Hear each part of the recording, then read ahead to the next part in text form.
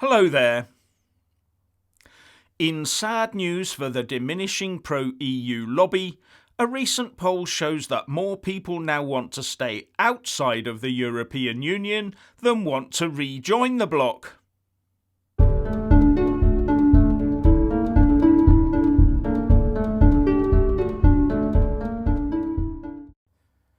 Firstly, as ever, please kick that YouTube algorithm up the backside by giving this video a big fat like.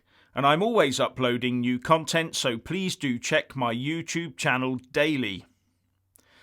Now, the first point to make is that just about every single poll, both before and after the 2016 EU referendum itself, would have you believe that most people wanted to stay in the European Union. But for one solitary day in June 2016, the UK voters took it upon themselves to vote to leave the European Union.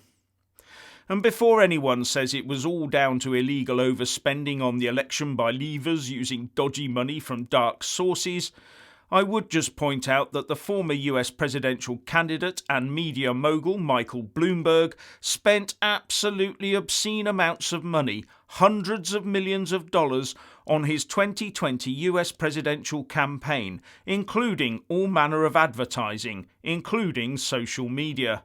And he was wiped out of the race in short order.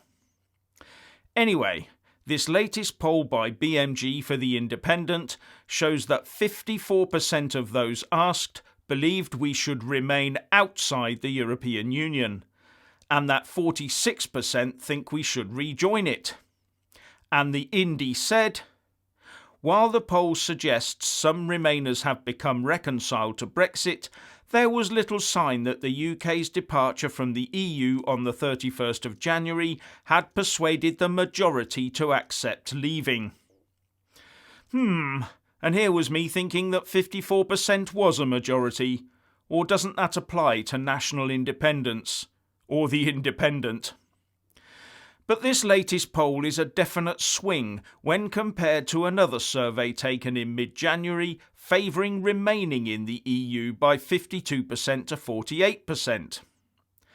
Now, I've always suspected that a window of rejoin opportunity might present itself but be shut down after a while as people moved on.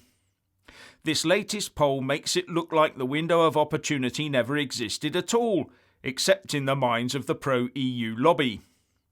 But things have now moved on quite significantly, where the Rejoin the EU campaigners will be the ones having to actively make their case. Now the political inertia is on the side of the Brexiteers. All the Rejoiner campaigners, including the press, the civil service, the politicians, etc., will have to start putting forward active arguments on why the UK should go through a full Lisbon Treaty Article 49 procedure to rejoin something we'd just left, and in the process not be allowed to carry over our budget rebate, have to agree to our foreign and defence policies being run from outside the UK by unelected people, give up our hard-won back seat on the World Trade Organization. They would have to prove why an open border policy over which you have no control is such a boon. They would need us to agree to hand over to Brussels the lion's share of all import tariffs we collect so that Eurocrats can reallocate and spend the money on our behalf. The list inevitably goes on. And little by little, with every day that passes, the chances of anyone being able to pull that one off are reduced. So I think these types of polls will gradually fall by the wayside as more and more people recognise that we're out and everything's fine. And this will be further fuelled by the reality that, as time goes on, more and more young voters will only have any meaningful experience of what it is to be outside the European Union. The young will look more and more objectively at the EU and its problems and see it for what it really is.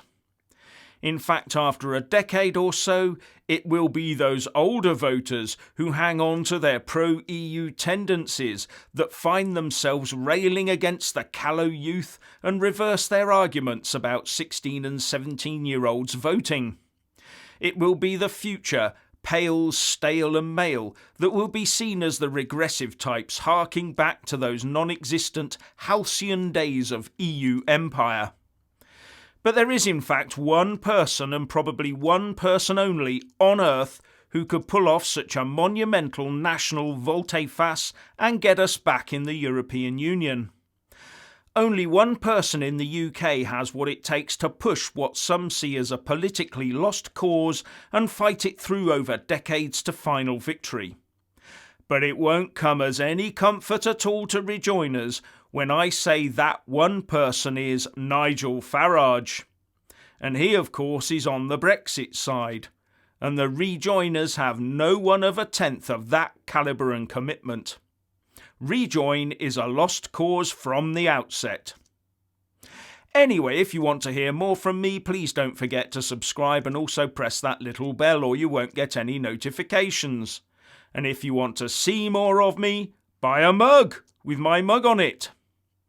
So what do you think about rejoiners?